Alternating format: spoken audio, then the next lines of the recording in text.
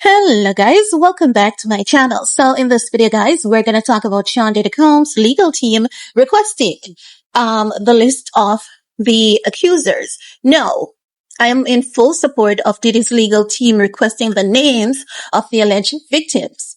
Many may assume that this is to intimidate or to harm them, but that's definitely not the case in my opinion.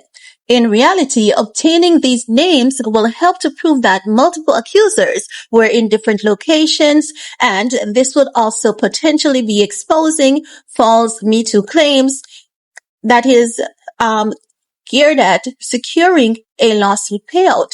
Not just that, it will also coordinate efforts to defame Diddy's character, and as such, that would open a new opportunity for the actual victims to step forward.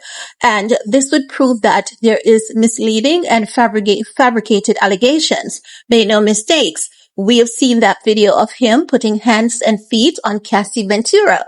And if we've seen that video, just imagine what remains behind closed doors that other peoples have truly experienced at his hands. Those are the people that we want to give the opportunity to come forward, because we know some accusers, they're hoping for a quick payout. They are stepping forward, and we know that they are inspired by Cassie Ventura 24-hour settlements. However, these people need to understand that they're not Cassie Ventura. They're not going to get a 24-hour settlement. I also predict that Diddy's strategy will shift once he realizes that bail is unlikely for him. I believe that even if, this is what I believe, even if real victims steps forward, I believe he's not going to want to pay these people.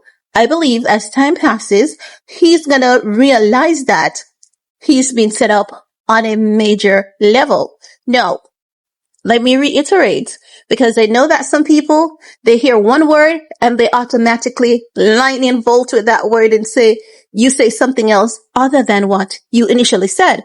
I know that the internet is extremely toxic, and as such, let me clarify. I'm not saying that the guy is innocent. That's not what I'm saying. I'm just saying that many people are hoping for an opportunity that they're not gonna get. No. As I'm saying, he's not gonna settle with anyone else. Because if you look into it, initially, Diddy cooperated believing that his influence and his power would have navigated him out of this situation. But we are seeing that he's not going to navigate out of it. And I believe that as time passes, he's going to realize that he's not going to navigate out of it. He might be unaware that his past actions would finally caught up to him, because as you know, he says he always has his way with things, and he always has to get what he wants.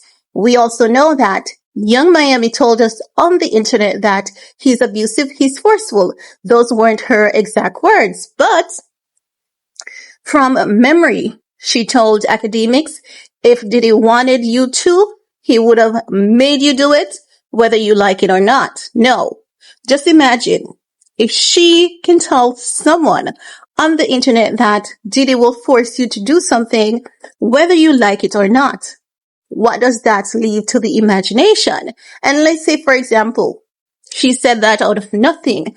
With the lawsuits and the allegations that are coming against him, you're going to automatically reflect back on what Young Miami said initially. And you're going to say, oh, so this is something that he has been doing. She has been witnessing and possibly partaken in, and as such, she felt empowered to say this out to someone publicly. So automatically, you know that even though some people are telling lies to get money, automatically, you know that this had to happen with other people, wherein he forces them and he eventually gets his way.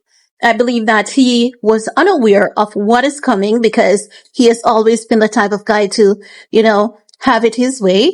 So as such, he cooperated. When he was notified of the indictment, he was like, okay, let me go ahead, submit my travel documents. Let me give them my kids' travel documents. I'm going to communicate. I'm going to cooperate with you guys. But He's finally catching up that he's not going to be getting a bail. He's finally catching up that he's going to be behind bars forever. That's if he makes it that far. Now, when I talk about these things, people say, don't wish death on anyone. But if you look at what they're currently doing to him, right? Why should we not talk about it?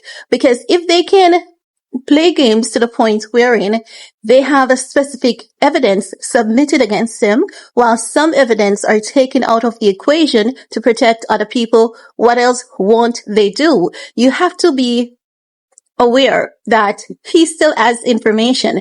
They can hide as much as they want to, but he still has information on those people. So if he's a threat against them, what would they possibly do to him? And that's a thing that we need to look into from a conscious point of view. It would be good for us to see that justice is served, he remains behind bars, and he comes out and confess to his crimes and say he did it and give us some names and all of that. But we know that this is the real world.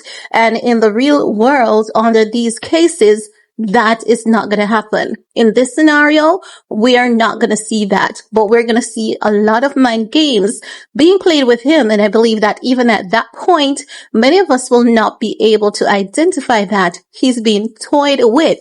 As such, we're going to see these things as regular process, due process, and as such, we're just going to look the other way when we should not be looking the other way. But that's just my thought. That's just my 2 cents on all of this. But guys, it's your time to chime in. What are your thoughts? While you're at it, be sure to give this video a big thumbs up. Share if you care. Stay safe. See you guys later. Bye guys.